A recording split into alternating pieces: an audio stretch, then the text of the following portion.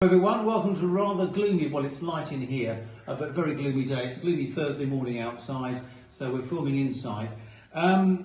Just a correction, I think in my talk last week I said that the In Loving Memory bereavement service at St Mary's was in November. It is not, it is this Saturday, the 28th of October at 4 o'clock, so do come along to that.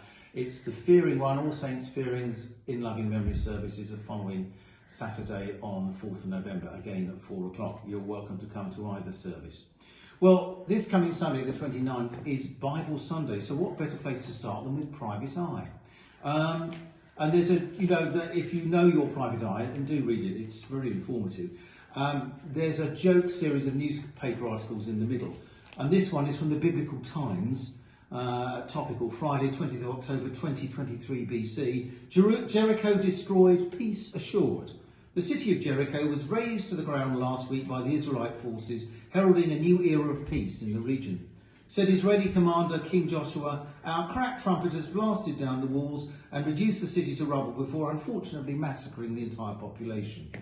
And that is actually what happened if you read the book of Joshua. Joshua defended his actions, saying, it may look like a disproportionate response to the Canaanite threat, but believe me, this is the only way to sort out the problem so that it doesn't continue for thousands of years into the future in a never-ending repetitive cycle of death and destruction.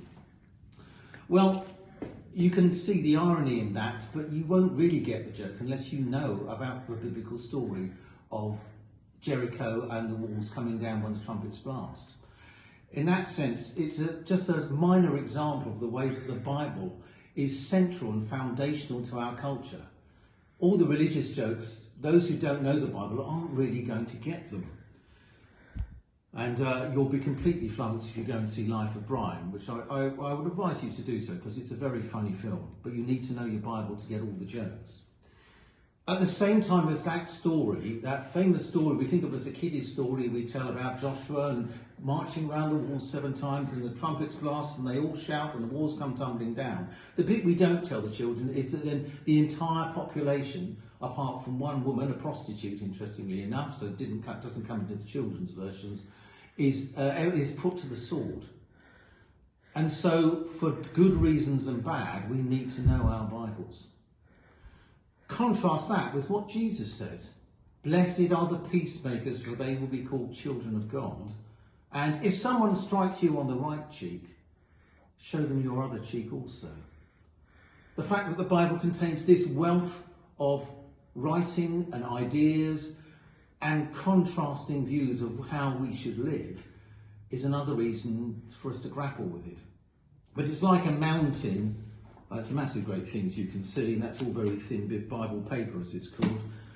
That it's like a mountain, and all you do is scale the foothills.